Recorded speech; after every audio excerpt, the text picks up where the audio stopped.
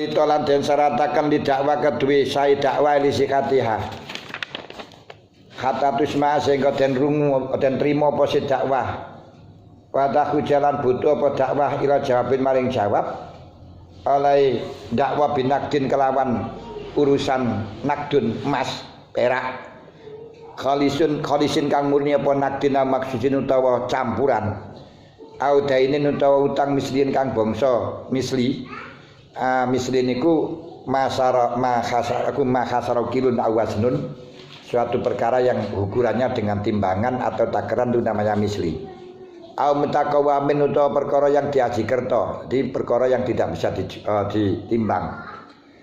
Apa sing den tuturaken zikru jinsin nuturaken jenis min zabin au fiddatin mbuniku emas utawa perak. Wa nau'inan warnani wasihatin lan utuh ya takasurin lang pecahi. Ini talapala menjadi beda bima kelawan sikatin takasurin apa gorodun sejo. Wakodrin lan ukurani. Kami ati dirhamin kaya 100 dinar. Kami ati dirhami fidotin kaya 100 dirhami perak khalisatin kang murni. Al maksusatin utawa kang den campur asrofiyatin kang bangsa raja asrof. Atolab utolibu kang nyupri sapa ingsun. Utawi bukan nyupri sapa ingsun ing nakdin utawi bukan nyupri sapa ingsun ing niku lho utawi bukan nyupri sapa ingsun ing mudaaleh biya kelawan nakdin al ana ing dalem saiki li ana sarta dakwah tikra temesi syarati dakwah iku antakune ento napa dakwah iku maklumatan dan werwi kalau orang itu mendakwa niki ilmunya persidangan sebenarnya, dan anjenengan belajar seperti ini kalau tidak tahu ilmunya persidangan di Indonesia ya tetap tidak bisa laku. Nah, ini ya, karena harus cocok. Jadi sebenarnya nanti digunakan untuk merumuskan undang-undang kitab niki. Nah, sedangkan undang-undang yang ada tidak harus menggunakan ini, tapi yang pas di Indonesia itu yang perlu kita pahami semacam itu. Jadi kalau ada orang mendakwa tentang emas atau tentang nakdun, baik itu perak atau tidak atau seloko, maka dakwahnya itu harus jelas. Lah harus jelas itu diantaranya ini ku menyebutkan jenisnya, apa yang kamu dakwa, emas apa perak. Itu zaman dulu. Nah, kalau nakdun gitu bahasa Arab, kalau di Indonesia sudah nggak ada nakdun, itu nggak ada. Kalau mendakwa punya hutang perak atau punya hutang emas sudah jelas. Kalau emas berapa karat itu harus jelas. Emas karat apa emas 24 karat itu harus jelas. Kemudian itu masalah naunya, pecahnya, terus campurannya, ukurannya berapa gram, ukurannya dipecah dan apa itu namanya pecah dan utuh niku emas berentelan apa emas apa itu namanya batangan, emas batangan. Terus emas yang campuran berarti 20%, aku sekarat, aku 2 karat, 3 karat, atau yang murni berarti 24 karat, harus jelas. Kalau campurannya apa? Campuran asrofiyah, campuran adul, ini raja itu. Ini per daerah itu lain, ada campurannya itu. Entah, campurannya apa saya nggak paham ya. Emas 20 karat itu, sing 4 karat itu campurannya apa itu? Di sini ada asrofiyah atau apa gitu. Saya nggak paham kalau itu apa kuningan apa ya. Tanya saja kepada orang yang ahli emas itu. Campurannya apa? Campurannya utuh-utuh kan ya enggak kan? Itu harus jelas campurannya. Jelas campurannya apa? Pelor, kuningan, apa? Monel. Itu campurannya harus jelas. Nih, kalau di sini maksusatin asrofiatin campuran dengan asrofiyah. Ini nama dirajali. Kalau di sini ini campurannya apa? Di emas 20 karat campuran dengan Nah, ini entah saya tanyakan sendiri itu. Kuningan, apa Monel, apa kada yang paham itu. Perak nih lho selokon itu. Sama dia raru perak.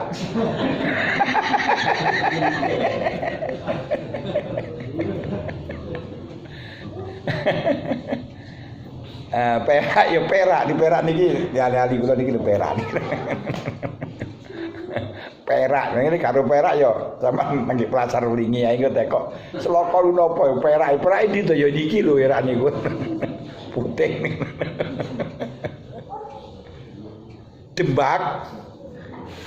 Dembaga. Betul semua dembaga.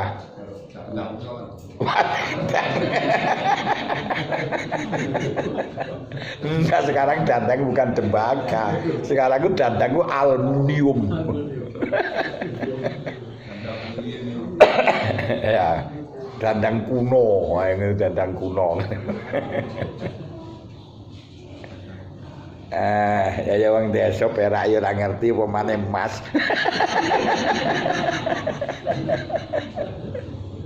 Lah itu kalau membeli di pasar nih beli emas dikasih perak ya menengahi ya ini kan orang ngerti.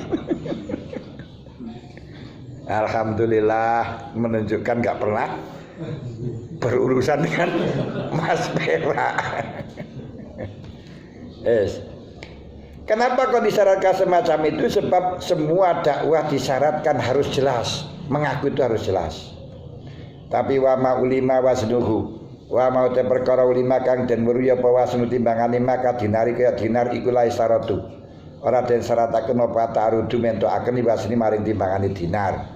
Sudah timbangane maka kalau perkara itu sudah jelas ya tidak perlu untuk disebutkan. Kalau uang itu Rp5.000 nggak perlu dijelaskan. Rp5.000 itu uang kertas apa urangan nggak perlu itu karena sudah jelas ukurannya. Seperti dinar itu juga jelas, dinar itu 4 gram. Nah, itu zaman dulu. Kalau sekarang dinar itu uang kertas. Aja namanya dinar tapi tetap kertas. Dirham juga gitu.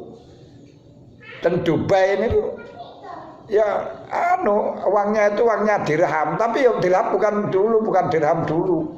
Kalau dirham dulu kan perak, sekarang dirham ya kertas. Wing tangsi itu aja. Ya enggak. Nah, makanya hutang dulu dengan sekarang berbeda. Kalau dulu hutang perak, uang dirham namanya fulus, uang dirham itu. Kalau zaman dulu namanya fulus, duit receh. Kalau nakdun, perak, emas itu bukan fulus. Nah, ini walaupun dibatalkan oleh sultan tetap bayar sesuai dengan hutangnya. Kalau hutangnya dulu tuh 200 dirham, itu wajib mengembalikan ya 200 dirham. Kenapa? Karena ukuran timbangan sehingga tidak selisih kapan tahun berapa saja nggak selisih. Nah harganya 200 dirham, nilainya ini berarti akan selisih sesuai dengan zaman. Malah sekarang itu perselisihan kalau 1 tahun itu hampir 30%. Hampir 30%. Makanya kalau panjenengan aku memberi hutang dulu 100 juta 1 tahun kemarin dibayar sekarang 100 juta itu sebenarnya rugi banget karena nilainya sudah sangat beda. Makanya kalau dulu membeli mobil 100 juta sekarang kok laku 100 juta itu rugi karena nilai 100 juta dulu dengan 100 juta sekarang sudah berbeda, betul berbeda jauh. Ini. Tapi kalau nama perak, nama dirham atau dinar enggak, karena ukuran tetap buat tanah yo 5 meter seperti itu, kapan saja seperti itu. Nah kalau kertas enggak. Kalau kertas ini akan berbeda-beda nilainya. Kenapa? Karena seperti rupiah itu mengikuti harga pasar. Nah, makanya bisa naik turun. Nah, kalau seperti ini hutangnya harus sesuai dengan nilai ketika hutang, bukan nama dari 100 ribunya enggak, tapi nilai 100 ribunya. Makanya kalau dalam fikih diaturkan kalau panjenengan ghosab air atau hutang air di tengah laut, di tengah hutan, yang waktu di tengah hutan panas-panas, air itu harganya 1 liter itu bisa 10.000 bahkan 15.000. Nah, karena memang tidak ada air. Terus disahur ketika di dekat sungai. Udah sampai saya sahur ini kan, berapa saja lu? Enggak boleh. Yo harus disahur dengan nilai ketika hutang, yaitu di tengah hutan. Kalau sekarang di tepi hutan siapa yang foto? Kalau di tepi sungai siapa yang foto kedelannya? Nah demikian pula ketika uang di waktu itu mahal, kemudian ketika waktu apa itu namanya bayar uangnya itu sudah, uang yang semacam itu sudah berlimpah-limpah, makanya yo gak laku, harus sesuai dengan nilai dulu. Makanya kalau hutang itu enak emas. Nah, itu agak enak emas 24 karat atau apa itu kan nanti akan naiknya semacam itu sudah. 1 tahun sudah naik sudah 30% itu kan. Gak kali 10% sudah naik. Nah, tahun 90 berapa itu 98. Lirboyo itu membebaskan tanah 8,5 hektar. Itu namun 1,5 miliar.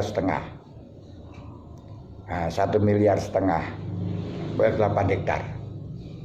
Nah sekarang membebaskan 4,5 hektar 37 miliar. Loh.